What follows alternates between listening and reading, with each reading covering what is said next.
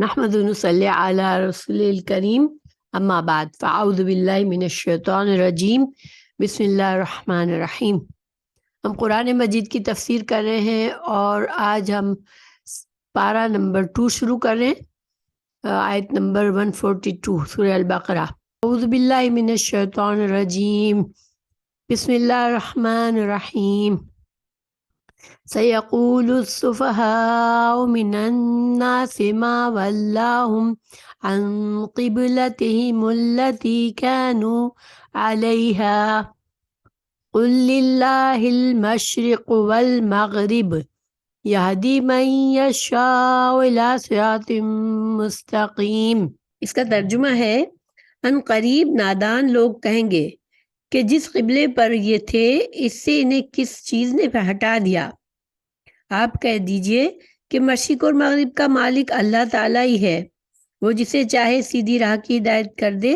آج کی جو آیات ہے اس میں قبلے کی تبدیلی کا حکم ہے۔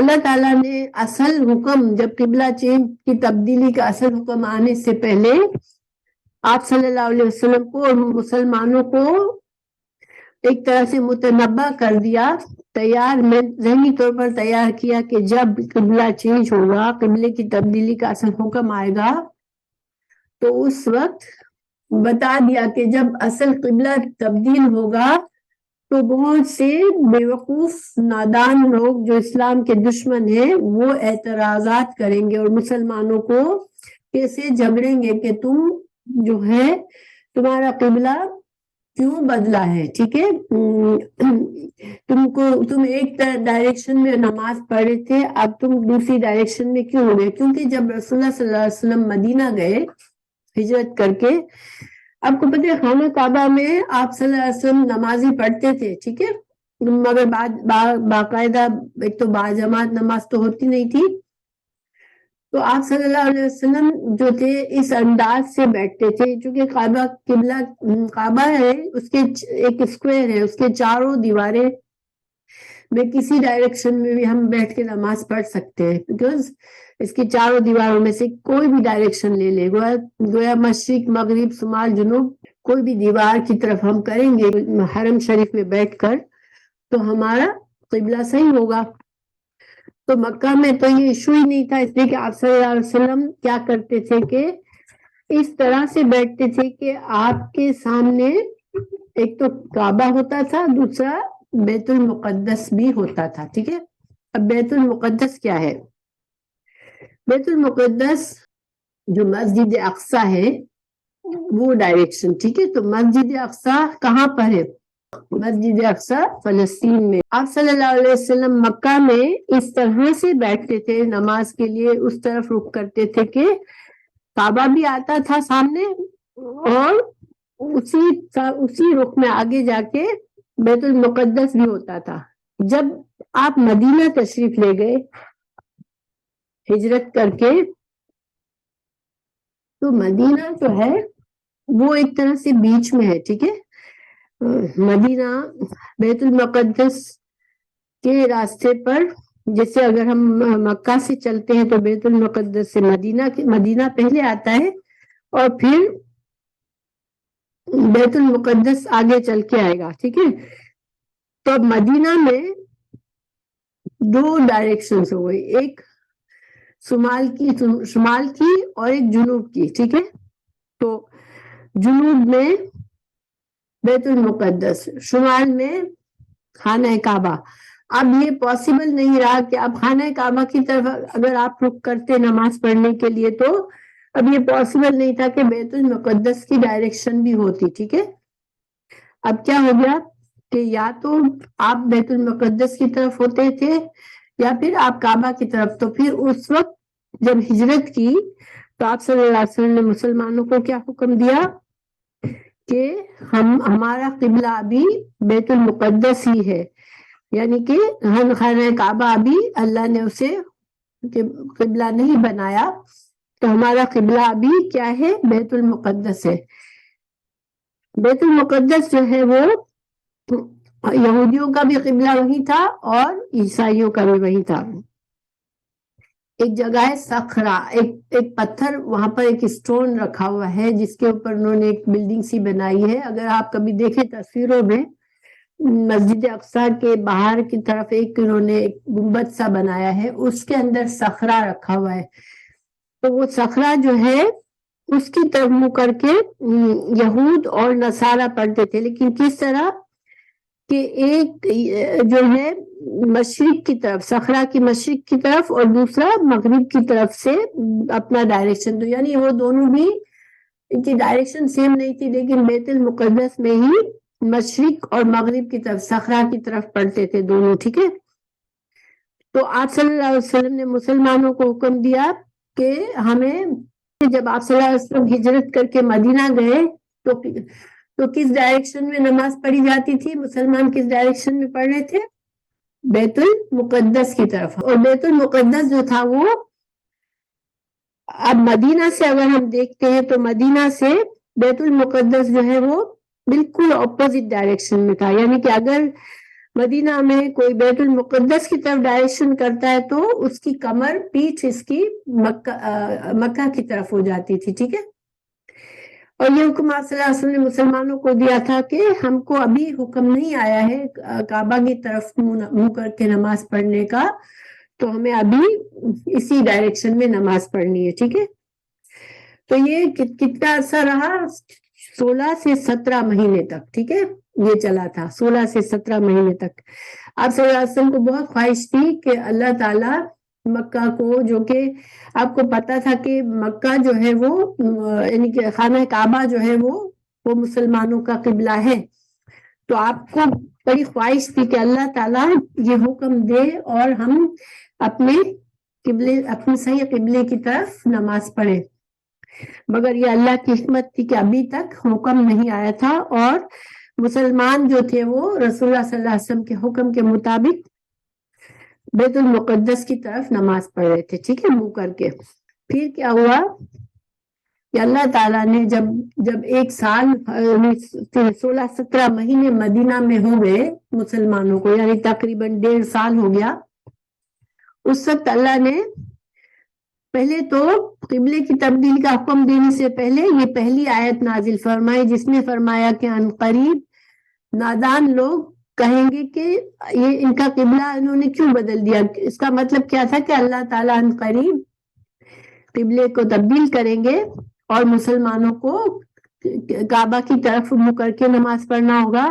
اور جب یہ حکم آئے گا تو مسلمانوں کے دشمن مشرکین اور یہودی اور نصارہ جو ہے وہ اعتراضات کریں گے اور تمہارے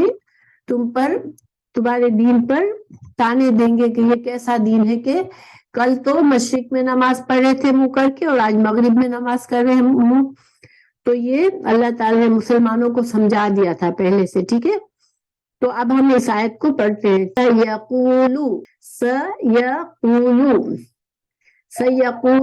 یقولو جو ہے وہ فعل مضارع ہے. ٹھیک ہے. یا سے شروع ہو رہا ہے. تو یا سے جب شروع ہو رہا ہوتا ہے تو ترجمے میں کیا آتا ہے؟ یقولو. اگر صرف یقولو ہو تو وہ لوگ، ٹھیک ہے، وہ لوگ کہیں گے. اچھا، فعل مضارع سے پہلے اگر سین آ جاتا ہے تو سین کا معنی ہوتا ہے ان قریب. ٹھیک ہے.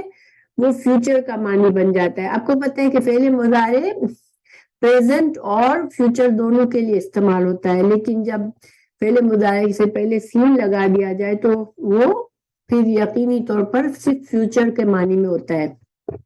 سَيَقُولُ ان قریب کہیں گے. السفہاء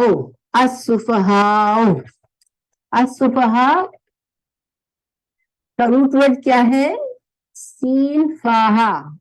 صفحہ کس کو کہتے ہیں؟ مطلب ہوتا ہے عقل کی کمی کسی میں ہو اس کو صفیح کہتے ہیں. صفیح واحد صفیح ہے، الصفحاء جمع ہے. تو صفیح کون ہوتا ہے؟ یا تو اس کی عقل کم ہوتی ہے یا پھر وہ اتنا جذباتی ہوتا ہے، جلد باز ہوتا ہے، اپنے خواہش کے پیچھے چلنے والا، کہ وہ صحیح فیصلے نہیں کر سکتا. ٹھیک ہے, آپ کو پتہ ہے کہ جو لوگ بہت جذباتی ہوتے ہیں, خواہشات کے فوراً بس ایک خواہش دل میں آئی فوراً اس پر عمل کرنا ہے, تو ان کے فیصلے کیا ہوتے ہیں, بیوقوفانہ ہوتے ہیں.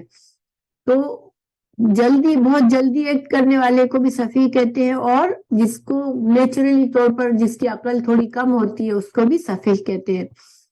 تو اللہ تعالیٰ نے یہاں ان لوگوں کو سفیہ کہا, السفہاء کہا, جو کہ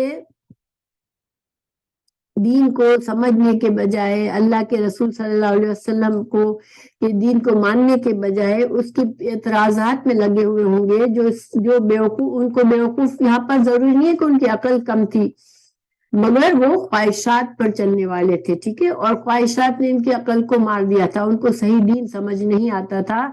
تو ایسے لوگ جو ہے کیا کہیں گے عنقریب, جب اللہ تعالیٰ قبلے کا رخ بدلے گا, مسلمانوں کو قبلے کا حکم دے گا, تو اس وقت بیوقوف لوگ کیا اعتراضات کریں گے, کیا کہیں گے, السفہاء من الناس, من کا مطلب ہوتا ہے کہ سارے کے سارے نہیں, لیکن لوگوں میں سے کچھ لوگ ایسا کہیں گے. ٹھیک ہے, من الناس, الناس لوگوں کی جمع ہے, یعنی لوگوں میں سے جو بیوقوف لوگ ہیں وہ کہیں گے. ٹھیک ہے, کیا کہیں گے, ماں, کس چیز نے, ماں میم الف ماں, کس چیز نے, واللہ واو لام یا, ولی بھی اسی سے ہوتا ہے. ولی کون ہوتا ہے, اللہ کا ولی, ہم ولی اللہ بھی کہتے ہیں. تو ولی کے معنی دوست, مددگار.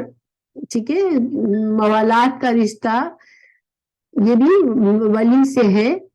تو ایک چیز کا دوسری چیز سے اس طرح قریب ہونا کہ درمیان میں کوئی رکاوٹ نہ ہو, یہ ولی کا معنی ہے. لیکن ماں واللہ پھیر دیا ان کو, تو پھیرنے کا مطلب کہاں سے آیا, دیکھیے بعض عربی میں الفاظ ہوتے ہیں جس کا ایک معنی ہوتا ہے, لیکن اگر ان کے ساتھ جیسے جو حروف ان یا الہ ان کے پیچھے آگے آ جائے تو معنی میں الٹا معنی ہو جاتا ہے. جیسے ما واللہ ان, یہاں پر ان ہے, عین نون ان, تو پھر ترجمہ پھیر دیا ان کو, یعنی کہ قریب کے بجائے دور کر دیا ان کو. اگر واللہ کے بعد ان نہ ہو اور الہ ہو تو الہ پھر کیا مطلب ہوتا ہے, کسی چیز کی طرف مائل ہو جانا, کسی کے قریب ہو جانا. ٹھیک ہے, تو یہاں پر واللہ کا معنی, واللہ کا صرف معنی کیا ہوتا ہے کہ دوستی, مددگار, قربت. لیکن واللہ کے بعد ان آ جائے تو دوری ہونا, پھر جانا, اور واللہ کے بعد الہ آئے تو کسی چیز سے قریب ہونا. ٹھیک ہے, یہ معنی ہوتا ہے. تو اللہ تعالیٰ یا فرما رہے ماں کس چیز نے, واللہ پھیر دیا ان کو, یعنی جو بیوقوف لوگ ہیں وہ مسلمانوں کے بارے میں کہیں گے کہ ان مسلمانوں کو کس چیز نے پھیر دیا, ان سے, قبلتہم, ان کے قبلے سے. اور ان کا قبلہ یہاں پر کون سا قبلہ, جس پر 17 مہینے سے مدینہ میں آ کر وہ منہ کر کے نماز پڑھتے تھے. اور وہ قبلہ کون سا تھا, وہ قبلہ جو مدینے میں شروع میں آ کر جو 17 سال نماز پڑھی, وہ کون سا قبلہ تھا, بیت المقدس کا. ٹھیک ہے, تو اب ان کو اس قبلے سے کس چیز نے پھیر دیا, اللتی, وہ جو, کانو تھے وہ, علیہا, جس پر, وہ جس قبلے پر 17 مہینے سے مدینہ میں آ کر نماز پڑھ رہے تھے. تو اب اس قبلے سے کس چیز نے ان کو پھیر دیا. جب تم جب مکہ کی طرف منہ کرو گے, کعبہ کی طرف منہ کر کے نماز پڑھو گے, تو یہ لوگ ایسی باتیں کریں گے. اچھا, یہاں پر کچھ مصلحت بھی تھی. دیکھیں پہلی بات, یہاں پر جو یہودی چونکہ بیت المقدس کی طرف عبادت کرتے تھے, اور عیسائی بھی, تو اللہ تعالیٰ نے جب مسلمان شروع میں آئے مکہ میں تو ان کو بھی اسی کی طرف نماز پڑھنے دیا, تاکہ ان کو پتہ چلے کہ یہ سارے اللہ ہی کی طرف سے یہ دین بھی ہے. ان لوگوں کو احساس ہو کہ یہ اللہ کی طرف کا دین ہے, اور سارے جو لوگ ہیں وہ ان کو اللہ تعالیٰ ہی نے دین دیا ہوا ہے. اور ایک طرح سے جو کہ وہ وقت ایسا تھا کہ مسلمانوں کو امید بھی تھی اور اللہ تعالیٰ کی طرف سے بھی یہودیوں کو چانس تھا کہ اس دین کو ایکسپٹ کر لے. تو ظاہر ہے اگر ہم کسی کو نئی چیز دیں گے تو ہماری اس کے لیے بڑا مشکل ہوتا ہے، لیکن اگر ایک انسان پہلے سے ایک چیز کا عادی ہے، ہم اسی کے مطابق چیز دیں گے تو وہ آسانی سے لیتا ہے. تو ایک طرح سے یہود و نصارہ کے لیے ایک آسانی تھی کہ یہ نبی بھی تو ہمیں اپنے قبلے سے بھی ہمیں پھیرنے کے لیے نہیں کہہ رہا ہے، ہمیں بیت المقدس کی طرف نماز پڑھنے کی پڑھ رہے، وہ لوگ بھی ہمارے ساتھ ہیں. تو گویا ایک طرح سے جو ان کو ایک دعوت دی جا رہی تھی دین کی، ان کو پہچان کرائی جا رہی تھی نئے دین کی. لیکن مسلمانوں کا قبلہ جو تھا وہ کعبہ ہونے والا تھا، اور ان کو پتا تھا، یہودیوں کی کتابوں میں اللہ تعالیٰ نے پیشین گوئی کی تھی کہ جو آخری نبی آئے گا اس کا قبلہ کیا ہوگا، خانہ کعبہ ہوگا. ٹھیک ہے، تو ایک طرح سے نبی صلی اللہ علیہ وسلم کی یہ ایک نشانیوں میں سے نشانی تھی یہودیوں کے لیے کہ یہ نبی سچے ہیں، کیونکہ اللہ نے ان کی بک میں فرمایا تھا کہ آخری نبی کا قبلہ جو تھا وہ کعبہ، خانہ کعبہ کی طرف ہوگا. تو ان کو پتا تھا، سمجھ گئے تھے، لیکن اعتراضات پھر بھی کر رہے تھے. بہرحال اللہ تعالیٰ نے فرمایا قل، کہہ دیجئے، للہ، اللہ ہی کے لیے ہے، المشرق، مشرق، والمغرب، اور مغرب، یہدی وہ ہدایت دیتا ہے، من جس کو، یشاء وہ چاہتا ہے، الی طرف، صراط راستہ، المستقیم سیدھے راستے کی. تو اللہ تعالیٰ نے مسلمانوں کو اصل میں ایک جواب سکھایا کہ ان اعتراض کے اوپر تم کیا جواب دو گے کہ اللہ تعالیٰ ہی خالق کائنات ہے، اور تمام جتنے بھی ڈائریکشن سے، مشرق و مغرب و شمال و جنوب، وہ ساری کی ساری ڈائریکشن اللہ ہی کی جہتیں ہیں، کیونکہ اللہ ہی مالک ہے تمام ڈائریکشنز کا. اب ہمیں اللہ اگر آج مشرق کی طرف حکم دے رہا ہے تو ہم مشرق کی طرف پڑھ رہے ہیں، آج مغرب کی طرف دے گا تو ہم مغرب کی طرف پڑھیں گے، کیونکہ ہمارا مقصد ڈائریکشن سے نہیں ہے، ہمارا مقصد کیا ہے، اللہ کا حکم ماننے کے لیے ہے. اور اگر اللہ نے ہمیں، تمام ڈائریکشنز اللہ کی ہیں اور ہم جو ہے اللہ کی ہدایت پر ہم چلتے ہیں. جب اللہ نے ہمیں یہ ہدایت دی کہ ہمیں قبلہ چینج کرنا ہے تو ہم کریں گے، ہم اللہ کے فرما بردار ہیں. ٹھیک ہے، تو یہ جواب مسلمانوں کو سکھایا اللہ تعالیٰ نے کہ جب تمہارے لیے اعتراضات اٹھے تو تم یہ جواب دینا. تو یہاں پر اعتراضات کیوں اٹھائے؟ دیکھیں، سوچنے کی بات یہ ہے کہ اگر ہماری مرضی ہے، ہم نماز پڑھ رہے ہیں، ہم کہیں بھی پڑھیں، ہم مسلمان ہیں، ہم اللہ کا حکم مانتے ہیں، اللہ نے ہمیں اس طرف کہا ہم اس طرف مڑ گئے، اس طرف کہا اس طرف مڑ گئے، تو کسی اور مذہب کو اعتراض کرنے کی کیا ضرورت ہے؟ ٹھیک ہے، یہاں پر ہمیں تھوڑا سمجھنا ہے کہ کیوں ان کو اعتراضات کیوں تھے. تو ایک تو بات یہ تھی کہ وہ کسی نہ کسی طرح اس دین کو جھوٹا ثابت کرنا چاہ رہے تھے کہ دیکھو یہ نبی کیسا ہے، کبھی تم کو بولتا ہے کہ اس طرف نماز پڑھو، کبھی بولتا ہے تو اس طرف نماز پڑھو، تو یہ بھی کوئی طریقہ ہے کیا اس کو پتا نہیں ہے؟ کیا اللہ تعالیٰ کو پتا نہیں ہے کہ کون سا قبلہ چوز کرنا ہے؟ مائنڈ کیوں چینج کیا ہے؟ ایک طرح سے یہ مسلمانوں کو ڈاؤن کرنا تھا اور مسلمانوں کو کنفیوز بھی کرنا تھا. بہت سے مسلمان پریشان بھی ہو گئے تھے کہ یہ کیا ہوا، ایک طرف پڑھ رہے تھے اب دوسری طرف پڑھ رہے ہیں. تو ایک طرح سے مسلمانوں کو ایک کم وہ کرنا تھا. دوسری بات یہ تھی کہ یہودیوں کو اب ایک طرح سے حسد کیا ہو گیا کہ لو یہ تو واقعی میں، کیونکہ ان کی کتابوں میں رسول اللہ صلی اللہ علیہ وسلم کے بارے میں پیشین گوئی تھی کہ یہ قبلہ جو ہے ان کا قبلہ کعبہ کی طرف ہوگا. تو اس کا مطلب ہے کہ جب، اور ان کو پتا تھا کہ اللہ تعالیٰ یہ ایک طرح سے ہم سے جو چنی ہوئی امت کا اعجاز تھا وہ ہم سے چھین کر اب ان کو مسلمانوں کو ایک امتیازی حیثیت دے دی گئی، کیونکہ قبلہ جو ہے وہ معمولی چیز نہیں ہے، یہ ایک ڈائریکشن ہے ایک امت کی بہت ایک نصب العین ہے کہ ہمارا سینٹر کون سا ہے، ہمارا رخ کون سا ہے. ہم ایک ہے، چاہے مسلمان کہاں بھی ہے لیکن وہ ایک ڈائریکشن میں نماز پڑھتے ہیں. یہ ایک بہت بڑی بات ہے. تو ان کو پتا تھا کہ مسلمانوں کو اس طرح سے اب ہمیں ان کو امامت کا درجہ ان کا آفیشیل ہو گیا. یہ اللہ تعالیٰ نے قبلہ بدل کر ان کو ایک آفیشیلی چنی ہوئی امت بنا دیا. ٹھیک ہے، یہ ان کو پریشانی تھی، یہ جلن تھی کہ اللہ تعالیٰ نے ہم سے وہ جو چنی ہوئی امت کا اعزاز تھا وہ اب ہم سے مکمل طور پر اب ختم ہو گیا. اب یہ سائن آ گئی، آخری سائن کے قبلہ بھی ان کو ان کا قبلہ بھی دے دیا گیا. اور مشرکین کو کیا پرابلم تھا کہ مشرکین جو تھے ان کو یہ تھا کہ لو ہم سے جب مسلمان دوسری طرف یعنی کہ بیت المقدس کی طرف نماز پڑھ رہے تھے تو ان کو یہ تھا کہ مسلمان کوئی اپنی ڈائریکشن میں جا رہے ہیں. جب وہ کعبہ کی طرف ہوئے تو انہوں نے کہا لو یہ مسلمان تو ہم سے ڈر گئے، اب ہمارے پیچھے آ رہے ہیں.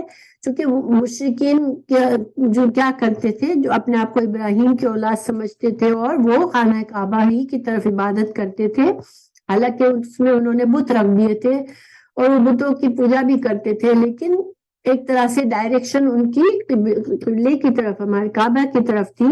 تو جب مسلمانوں کا قبلہ تبدیل ہوا تو ان کو یہ ہوا کہ لوگ بڑے ہم سے روٹ کر چلے تھے، ہم سے الگ بن کر چلے تھے، اب پھر سے تھکار کر ہماری طرف ہی آ رہے ہیں. آج قبلہ بدلا ہے، کل آ کر ہمارا دین بھی مان لیں گے، دوبارہ سے ہماری طرف ہو جائیں گے. یعنی انہوں نے اس طرح سے لیا تھا اس کو کہ مسلمانوں کی حقارت دل میں محسوس کی تھی کہ یہ لوگ تو اب ہماری طرف منہ کریں گے، اب تو ان کی عبادت بھی پھر سے ہماری طرف ہو گئی تو کل ہمارے دین میں بھی آ جائیں گے. اور مسلمانوں کو جو کمزور مسلمان تھے، ایمان کمزور تھا جن کا، وہ کنفیوز ہو رہے تھے یہ سارے ہنگامے سے کہ یہ واقعی میں سچے رسول ہے تو کیوں ایک دن ہمیں اس طرف ڈائریکشن میں رکھا، ایک دن اس طرف ڈائریکشن میں رکھا، تو یہ کیا ہو رہا ہے. تو یہ سارے ایک طرح سے ہنگامہ مچا ہوا تھا. یہ بہت بڑا معاملہ تھا قبلے کی تبدیلی. تو اللہ تعالیٰ دیکھیں اگر ہم غور کریں حکمت پر تو اللہ تعالیٰ تو مالک کائنات ہے. اللہ تعالیٰ اگر شروع سے جب مسلمان آئے ہجرت کر کے تو پہلے دن سے مسلمانوں کو کہہ دیتے کہ تم کو کعبے کی طرف منہ کر کے نماز پڑھنا ہے، تو یہ سارا جھگڑا ہی نہیں کھڑا ہوتا. لیکن اللہ تعالیٰ کی ایک حکمت تھی، ٹھیک ہے، اس میں کہ چونکہ قبلہ جو ہے ہماری مسلمانوں کی پہچان ہے، ایک امتیازی حیثیت مسلمانوں کی اس سے ظاہر ہوتی ہے. ہمارے مقصد زندگی کی ڈائریکشن پتہ چلتی ہے کہ ہم سب ایک ڈائریکشن میں جا رہے ہیں. تو اس کو بالکل بھی خاموشی کے ساتھ مسلمان اگر پڑھنا شروع کر دیتے مدینہ جا کر قبلہ کی طرف تو وہ کوئی اتنا بڑا نوٹس نہ لیا جاتا. لیکن اللہ تعالیٰ نے اس کو واضح کر کے ایک طرح سے دیکھیے ایک بہت بڑی نعمت ہے.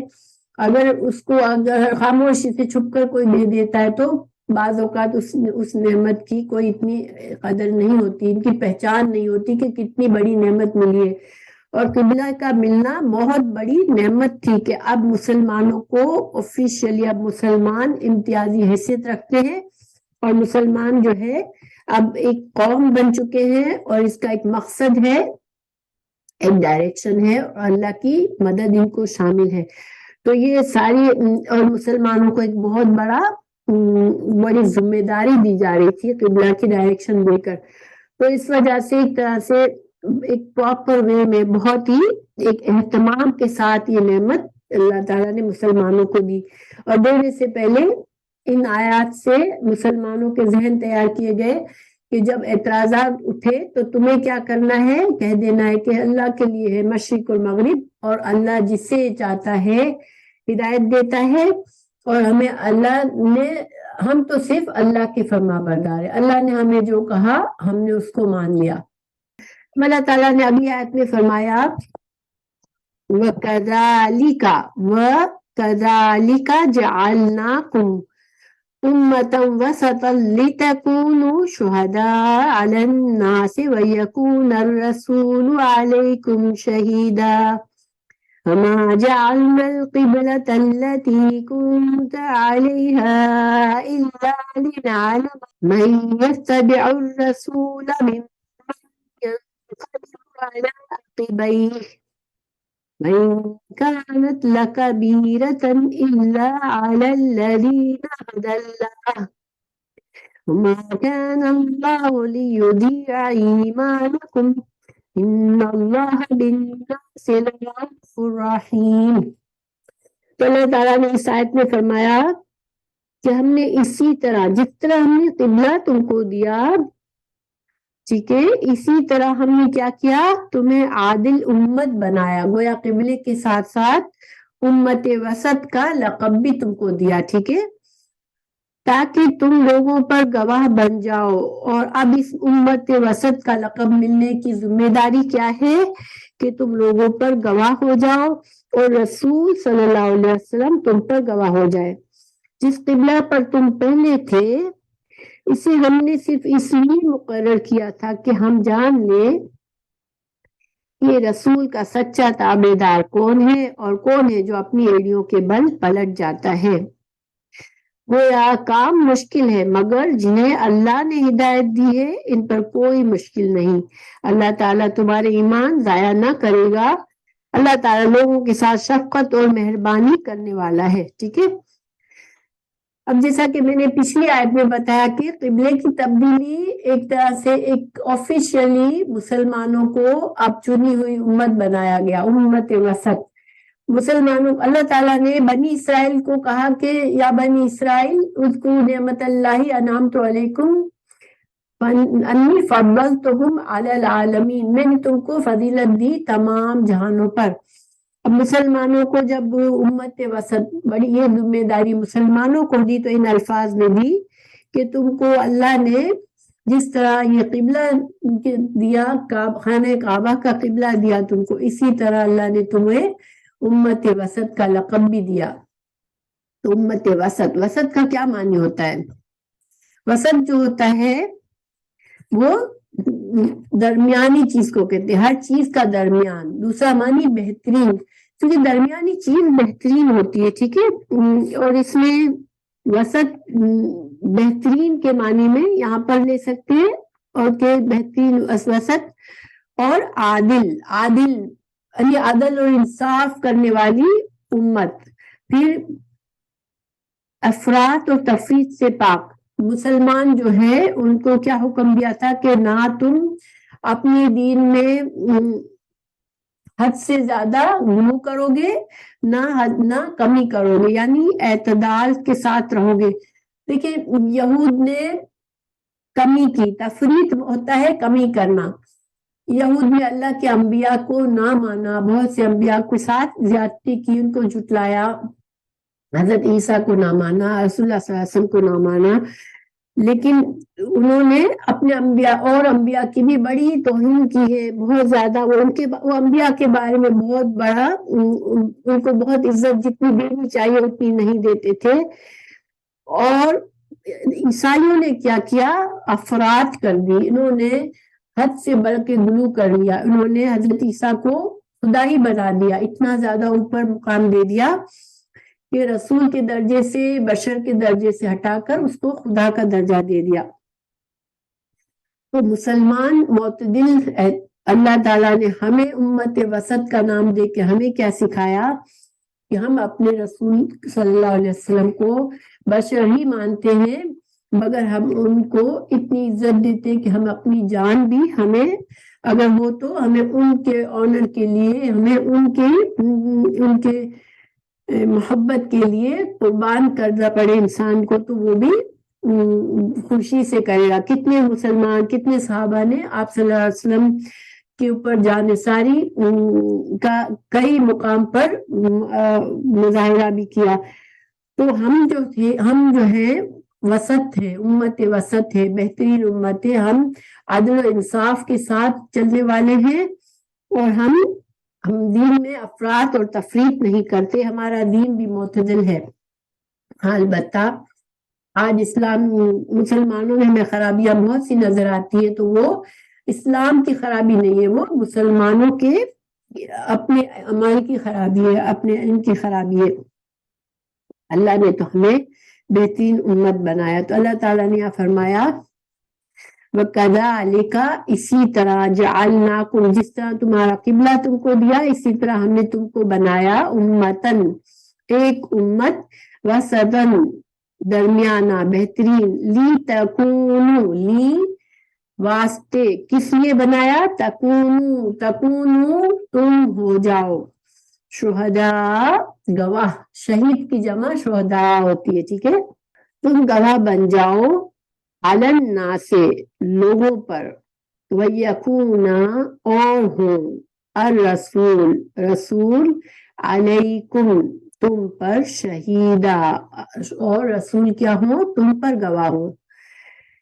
پھر اللہ تعالیٰ نے بتایا کہ ومان، اور نہیں، جعلنا، ہم نے بنایا، القبلۃ، قبلہ، التی، وہ جو، کنتا، تھے آپ، علیہا، جس پر، اللہ، مگر یہ کہ، لنعلم، تاکہ ہم جان لیں، من، کون، یتبع، پیروی کرتا ہے، الرسول، رسول کی، ممن، اس سے جو، ینقلب، جو پلٹ جاتا ہے، ینقلب، انقلاب، پلٹ جانا، الٹ پلٹ ہونا، کسی چیز کو پھر جانا، لوٹنا، ٹھیک ہے، تو ینقلب، جو پھر جاتا ہے، اعلی، اوپر، عقبیہ، عقبیہ، عقب کسی چیز کا پچھلا حصہ، تو ہماری ایڑیا جو ہوتی ہے وہ ہمارے پیچھے کی طرف ہوتی ہے، تو اس کو عقب کہتے ہیں، اور عقبیہ تسنیہ ہے، دو ایڑیوں پر۔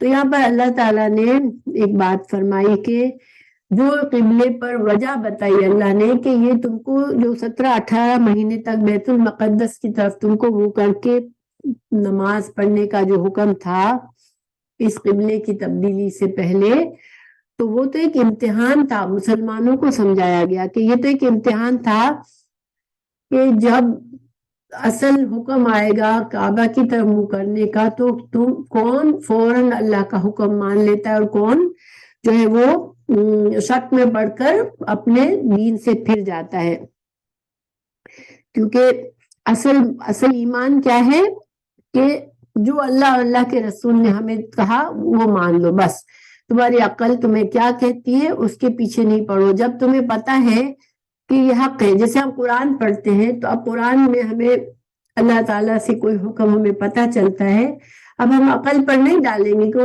میری عقل تو اس حکم کو نہیں مانتی ہے، نہیں، اللہ کا حکم ہے، مجھے اس کتاب پر شک نہیں ہے، میں قرآن پڑھ رہی ہوں، مجھے اس پر شک نہیں ہے، تو پھر مجھے وہی کرنا ہے جو مجھے کہا گیا، بس چاہے میری عقل مجھے ہاں کہے چاہے نہ کہے۔ اسی طرح رسول اللہ صلی اللہ علیہ وسلم کی صحیح حدیث مل گئی، مجھے پتا ہے کہ یہ حدیث ہے صحیح، اب اس کا حکم مجھے کچھ ایسا لگتا ہے کہ میری عقل ہر طرح سے اس کو مان نہیں رہی ہے، تو کوئی بات نہیں، میرے دل کو اسے ماننا ہے، مجھے عمل کرنا ہے اس پر، ٹھیک ہے، یہ ایمان ہوتا ہے۔ تو اللہ تعالیٰ نے فرمایا کہ کون ہے، ہم نے ایک طرح سے امتحان کے لیے تم کو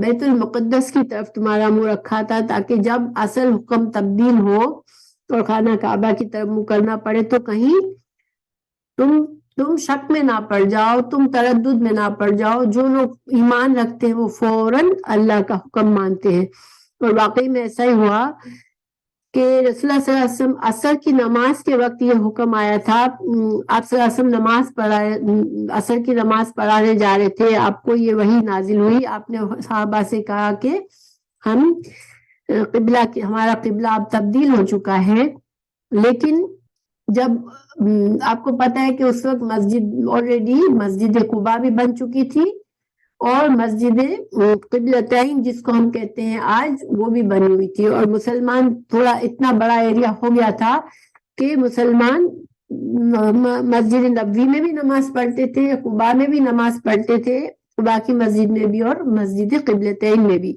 مسجد قبلتین اور مسجد قباء تک یہ بات پہنچی تو نماز میں تھے صحابہ کرام، آلریڈی نماز ہو رہی تھی، جو کہ یہاں کی طرح تو نہیں ہے، ظاہر ہے وہ فاصلے چل چل کے ہی لوگ کرتے تھے. تو جب کوئی وہاں پہنچا نماز آپ کی طرف پڑھ کر، وہاں نماز ہو رہی تھی، تو لوگوں کو بھی پتہ نہیں تھا، بیت المقدس کی طرف پڑھ رہے تھے.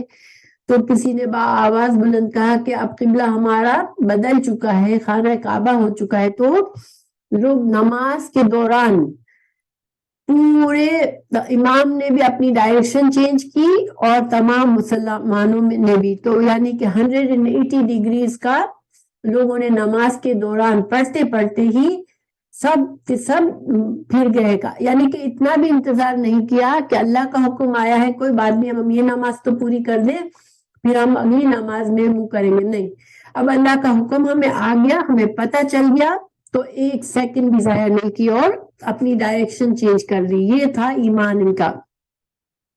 تو اللہ تعالیٰ فرما رہے ہیں کہ ہمیں یہ دیکھنا تھا کہ کون فوراً ایمان لے آتا ہے اور عمل کرتا ہے اور کون نہیں کرتا اور اپنے شک میں پڑ جاتا ہے اور پچھلے دین پہ چلا جاتا ہے. تو مخلص مسلمانوں نے تو فوراً کے اسی وجہ سے مسجد قبلتین کا نام، قبلتین کا مطلب ہوتا ہے دو قبلے، تو مسجد قبلتین کا نام کیوں پڑ گیا مسجد قبلتین؟ کیونکہ اس میں ایک نماز اس طرح پڑھی گئی کہ آدھی نماز جو تھی وہ بیت المقدس کی طرف پڑھ کے پھر آدھی نماز خانہ کعبہ کی طرف پڑھی گئی. تو اس کا قبلتین، مسجد قبلتین نام پڑ گیا. مسلمان تو ظاہر مخلص ہی تھے. اب ظاہر کہ کچھ منافقت جن لوگوں کے دلوں میں تھی ان کا پتہ چل گیا کہ منافقین جو تھے وہ ویسے ہی پورے دل سے ایمان نہیں لاتے. تو وہ ان کے بارے میں اللہ تعالیٰ فرما رہے کہ منافقین کی بھی پہچان ہو گئی کہ کون اعتراضات شروع کر دیے، کس نے اعتراضات شروع کر دیے اللہ کے حکم پر اور کس نے فوراً مان لیا. اور جس نے اعتراضات کیے یقیناً اس کا ایمان صحیح نہیں تھا، وہ منافقین تھے. پھر اللہ تعالیٰ آگے فرما رہے ہیں وَإِن كَانَتْ، اور اگرچہ ہے، ان اگر، کانت تھا، لَكَبِيرَةً، البتہ، کبیرتن، کبیر کہتے ہیں بہت بڑا، ٹھیک ہے، اللہ مگر، عَلَى الَّذِينَ، عَلَى اوپر، الَّذِينَ ان لوگوں کے، هَدَى اللَّهُ ہدایت دی جن کو اللہ نے. تو اللہ تعالیٰ فرما رہے کہ اگرچہ یہ حکم بہت بھاری تھا کہ مسلمانوں کو، دیکھیں ایک ڈائریکشن سے انسان کو لگاؤ ہوتا ہے، ایک محبت ہوتی ہے. ہم کعبہ، خانہ کعبہ سے ہم سب کو محبت ہے. کوئی ایسا کام کرتا ہے جس میں خانہ کعبہ کی توہین ہوتی ہے تو ہمیں اس سے اچھا نہیں لگتا دیکھ کر. ہم سب کے دلوں میں عزت ہے اس کعبہ کی. تو ہمیں کل کو کبھی دیکھا ہوگا آپ نے کہ کبھی ہم ایسی جگہ پھنسے ہوتے ہیں کہ ہمیں ڈائریکشن کا پتہ نہیں چل رہا ہوتا، تو ہمیں نماز پڑھتے ہوئے بے چینی ہوتی ہے کہ پتہ نہیں ہم غلط ڈائریکشن میں کہیں نماز نہ پڑھ لیں. تو اللہ تعالیٰ فرما رہے کہ یہ قبلے کی تبدیلی کا حکم کوئی ظاہر بہت بڑا حکم ہے، انسان کے ایمان سے اس کا تعلق ہے. لیکن جن کو اللہ نے ہدایت دی ہے، جن کو پتا ہے کہ مجھے تو صرف اللہ کی فرما برداری کرنی ہے، ڈائریکشن ساری اللہ کی ہے. جب مجھے اللہ نے کہا کہ اس ڈائریکشن میں پڑھو تو میں نے اس میں پڑھا، مجھے اس میں کہا تو میں نے اس میں پڑھ لیا. تو اللہ تعالیٰ فرما رہے کہ یہ ایمان والوں کے لیے بہت بھاری چیز نہیں ہے. لیکن کس کے لیے ایسا حکم بھاری تھا؟ منافقین کے لیے، کہ جن کو عقل سے اپنے ہر چیز کو جج کرتے تھے کہ ہمیں کس چیز میں فائدہ ہے، کس چیز میں نقصان ہے، تو وہ دیر لگاتے، وہ اپنے ان کے لیے ایسے احکامات جس میں آزمائش ہوتی ہے وہ مشکل لگتے ہیں. ایک تو یہ پتا چلا. اور پھر اگلی آیت پر میں نے ڈسکشن تھوڑا بھول گئی. اللہ تعالیٰ نے یہاں فرمایا کہ ہم نے تم کو امت وسط اسی طرح بنایا، جس طرح تم کو قبلے کا اعزاز دیا اسی طرح تم کو امت وسط بننے کا اعزاز دیا. مگر مقصد کیا تھا؟ کہ تم لوگوں پر گواہ بن جاؤ. تو لوگوں پر گواہ بننے کا کیا مقصد ہے، یہاں کیا مطلب ہے؟ تو حدیث میں سے پتہ چلتا ہے ہمیں کہ رسول اللہ صلی اللہ علیہ وسلم نے وضاحت فرمائی ہے اس کی کہ جب اللہ تعالیٰ پیغمبروں سے قیامت والے دن پوچھے گا کہ تم نے میرا پیغام لوگوں تک پہنچایا تھا، تو وہ کہیں گے کہ ہاں. اللہ تعالیٰ فرمائے گا تمہارا کوئی گواہ ہے؟ وہ کہیں گے ہاں محمد صلی اللہ علیہ وسلم اور ان کی امت ہماری گواہ ہے کہ ہم نے اپنی قوموں کو پیغام پہنچایا تھا. تو یہ مطلب ہے کہ ہمارا امت مسلمہ قیامت کے دن انبیاء ان کو ایز اے گواہ پیش کریں گے کہ ہاں اللہ تعالیٰ ہم نے تو اپنی قوموں کو دین کا پیغام پہنچایا تھا. کیونکہ قیامت کے دن اللہ تعالیٰ انبیاء سے پوچھے گا کہ تم نے اپنی قوم کو میرا پیغام پہنچایا تھا. وہ کہیں گے ہاں. تو ان کی قوموں کو بلایا جائے گا اور وہ انکار کر دیں گے. وہ کہیں گے نہیں ہم کو تو نہیں پیغام پہنچا, ہمارے پیغمبر کوئی نہیں آیا ہمارے پاس. تو اللہ تعالیٰ پھر انبیاء سے پوچھے گا تمہارے پاس کون گواہ ہے؟ تو وہ کہیں گے امت مسلمہ. تو امت مسلمہ گواہی دے گی کہ ہاں اللہ تعالیٰ ہم نے قرآن میں پڑھا تھا, ہمارے نبی صلی اللہ علیہ وسلم نے ہمیں بتایا تھا کہ ان انبیاء نے اپنی قوم کو پیغام پہنچایا تھا اور انہوں نے جھٹلایا تھا. جیسے ہمیں پتہ ہے نوح علیہ السلام نے 950 سال تک اپنی قوم کو پیغام پہنچایا تھا. اسی طرح ہمیں ہود علیہ السلام کا معلوم ہے, ہمیں صالح علیہ السلام کا معلوم ہے, ہمیں تمام پچھلے انبیاء کا ہمیں جو احوالات ہمیں بتائے گئے. تو ہم اس کی بنا پر قرآن پر ایمان کی وجہ سے ہم گواہ بنیں گے اس دن, اور ہم پر محمد صلی اللہ علیہ وسلم گواہ بنیں گے کہ رسول اللہ صلی اللہ علیہ وسلم سے پوچھا جائے گا کہ آپ نے اپنی قوم کو پیغام پہنچایا تھا, اور آپ صلی اللہ علیہ وسلم کہیں گے کہ ہاں. تو اس کا مطلب کہ تاکہ تم لوگوں پر گواہ بن جاؤ, یعنی کہ تمہیں امت وسط بنانے کا مقصد تمہارے اوپر ایک اور ذمہ داری کیا ہے کہ تم قرآن اور حدیث سے علم حاصل ہوگا جبھی تو ہم گواہی دیں گے نا. ہم نے اگر اپنی زندگی, ہمارا ایمان ہوگا قرآن پر, ہم نے قرآن کو سمجھا ہوگا پڑھا ہوگا, جبھی تو ہم گواہی دیں گے کہ ہاں اللہ قرآن میں ہمیں یہ بات بتائی گئی تھی, ہمارے انبیاء نے ہمارے رسول صلی اللہ علیہ وسلم نے ہمیں بتائی تھی کہ پچھلے انبیاء نے بھی پیغام پہنچا دیا تھا. تو ایک تو یہ مقصد ہمیں یہاں پر پتہ چلتا ہے, اور دوسرا یہ کہ اللہ تعالیٰ نے مسلمانوں کو بتا دیا کہ ایک طرح سے اس میں تمہارا امتحان بھی تھا اس طرح سے قبلے کی تبدیلی میں کہ کون سچا اللہ کے ماننے والا ہے اور فرما بردار ہے, اور کون اعتراضات کرنے والا ہے دین پر. پھر اللہ تعالیٰ نے یہ بھی بتا دیا کہ یہ بڑے جن احکامات میں امتحان ہوتا ہے وہ مشکل بھی ہوتے ہیں, لیکن ان کے لیے مشکل نہیں ہوتی جن کو اللہ نے ہدایت دی ہوتی ہے. وہ سمعنا و اطعنا کرتے ہیں, اللہ کے ہر حکم کو سنتے ہیں اور اس پر اطاعت کرتے ہیں. پھر اللہ تعالیٰ آگے فرما رہے وما کانا, اور نہیں ہے اللہ کہ وہ ضائع کرے ایمانکم, تمہارے ایمان کو. ان اللہ, بے شک اللہ تعالیٰ, بالناس, لوگوں کے ساتھ, لرؤوف الرحیم, رؤوف ہے اور رحیم ہے. اس کا کیا مطلب ہے؟ تو مطلب یہ ہے کہ اس کے بارے میں شان نزول کے بارے میں بتایا جاتا ہے کہ کچھ صحابہ نے یہ فکر کی کہ ہم نے 17 مہینے سے ہم بیت المقدس کی طرف رک کر کے نماز پڑھ رہے تھے, تو بہت سے لوگ تو اس دوران میں شہید بھی ہو گئے, مسلمان کافی دنیا سے رخصت بھی ہو گئے, تو انہوں نے تو کبھی کعبہ کی طرف نماز پڑھی بھی نہیں. اب ان کی نمازوں کا کیا ہوگا کہ ان کی تو ساری نمازیں بیت المقدس کی طرف تھی, اور مرنے سے پہلے کبھی انہوں نے کعبہ کی طرف نماز ہی نہیں پڑھی, تو کیا ان کو ان کی نمازوں کا ثواب ملے گا؟ تو یہ اللہ نے یہ آیت نازل فرمائی کہ اللہ تعالیٰ ان کی نمازوں کو ضائع نہیں کرے گا. جو مر گئے, جو قبلہ کی طرف منہ کرنے سے پہلے ہی جن کا انتقال ہو گیا, دنیا سے رخصت ہو گئے, تو اللہ ان کی نمازوں کو پھر بھی قبول کرے گا. کیونکہ آپ کو پتہ ہے کہ ہم قبلہ, اگر فرض نماز ہم قبلے کے رخ نہیں پڑھتے تو ہماری نماز قبول نہیں ہوتی. ٹھیک ہے, فرض نماز کے لیے ایک شرط ہے کہ قبلہ رخ ہونا ضروری ہے. کبھی کبھار ایسی حالت ہو کہ کوئی صورت نہ ہو ہمارے لیے کہ قبلے کی ڈائریکشن ہم معلوم کر سکیں, ہم سفر میں ہیں, اندھیرا ہے, سورج بھی نہیں ہے کہ ہم سائنس دیکھ سکیں. اب فجر کی نماز کے وقت ہمیں پتہ نہیں ہے کہ اب کیا کریں.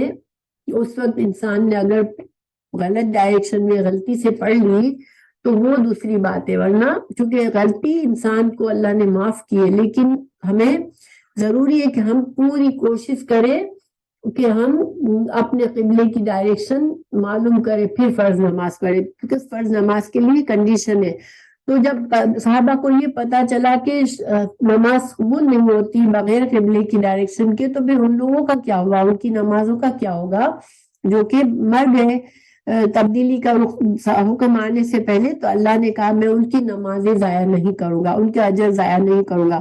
مگر یہاں اللہ تعالیٰ نے نماز کے بجائے کیا فرمایا کہ اللہ ان کا ایمان نہیں ضائع کرے گا. تو اس سے ہمیں کیا پتا چلا کہ نماز ایمان کی اہمیت پتا چلی کہ اللہ نے نماز کو ہی ایمان کہہ دیا کہ اللہ ان کا ایمان ضائع نہیں کرے گا. گویا ایمان کے ساتھ عمل شرط ہوتی ہے، اور نماز جو انسان کہے میں مسلمان ہوں وہ نماز ہی نہیں پڑھتا تو اس کا ایمان ادھورا ہے، کیونکہ نماز کے بغیر ایمان کامل نہیں ہوتا. اور نماز اتنی اہم عبادت ہے کہ جس کی نماز صحیح نہیں ہوئی، قبول نہیں ہوئی، تو پھر اس کا ایمان بھی ادھورا رہ گیا. تو اللہ تعالیٰ نے یہاں پر آخر میں فرمایا کہ اللہ رؤوف ہے اور رحیم ہے. تو رؤوف اور رحیم اس کے معنی پر ذرا سا غور کرتے ہیں. رؤوف را حمزہ فا میں دل کی نرمی، ٹھیک ہے، ایسی چیزوں کو دور کر دیتا ہے اللہ جس سے انسان کو نقصان پہنچے. یہ رؤوف کے معنی میں ہے کہ اللہ تعالیٰ رؤوف ہے بندوں پر، کہ اللہ تعالیٰ بندوں سے اس کی بری عادتیں، اس کے گناہ کا عذاب، اور اللہ اپنے مخلص بندوں کو مشکلات سے، پریشانیوں سے اور ان کے بری عادتوں سے اور گناہوں سے پاک کر کے اللہ تعالیٰ ان کو دور کر دیتا ہے، ان برائیوں کو، نقصان دہ چیزوں کو اللہ دور کر دیتا ہے. تو اللہ رؤوف ہے بندوں پر. اور اللہ رحیم ہے کہ اللہ تعالیٰ سے ایسے وسائل عطا کرتا ہے جو امن اور سکون کا باعث ہو، فائدہ مند چیزیں عطا کرتا ہے. اللہ تعالیٰ فائدہ مند انسان کے فائدے کی چیزیں کیا ہے؟ انسان کو اللہ ہدایت دیتا ہے، اللہ تعالیٰ انسان کے گناہوں کو معاف فرماتا ہے، گناہوں کا جو عذاب ہوتا ہے وہ دور کرتا ہے. تو یہ اللہ سبحانہ تعالیٰ رحیم بھی ہے، اور اپنی رحمت سے بندے کو ہدایت کی توفیق دیتا ہے. ایسی چیزیں اللہ کو دیکھیے، توفیق کا ملنا یہ اللہ کی رحمت ہے. تو اللہ تعالیٰ رحیم ہے اور اللہ تعالیٰ رؤوف ہے کہ اللہ بندے کی نقصان دہ چیزیں انسانوں سے، بندوں سے دور کرتا ہے، اس لیے رؤوف ہے، اور بندے کو فائدہ مند چیزیں عطا کرتا ہے، اس لیے اللہ رحیم ہے. تو اللہ تعالیٰ نے فرمایا کہ انسان کی نیت اصل تو کاؤنٹ ہوتی ہے. اگر پھر عمل میں کہیں سے غلطی کسر رہ جاتی ہے، غلطی ہو جاتی ہے یا کمی رہ جاتی ہے، بھول ہو جاتی ہے، تو وہ اللہ تعالیٰ اس کو معاف کر دیتا ہے. اور جن لوگوں نے نمازیں پڑھی پہلے، ان کی نمازیں اللہ کے نزدیک قبول ہے.